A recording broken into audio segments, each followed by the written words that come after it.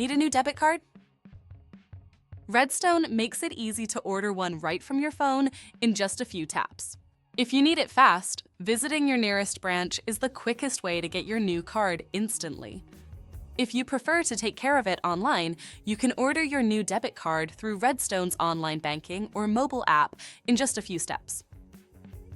On mobile, follow these simple steps. First, log in to your Redstone app. Tap the More button at the bottom right of your screen and select the debit cards icon at the top. Then tap Order New Card. If you're using desktop, select debit cards from the navigational menu. Then choose Order New Card. Choose the reason for your new card order, whether it's a first-time order, a replacement for a damaged card, or one affected by fraud. Then select your checking account. Agree to the terms. Tap Order Card. And you're done. Your new card will be on its way in no time.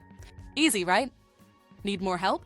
Chat with us online at redfcu.org or give us a call. Access more helpful tips and videos at redfcu.org/howto.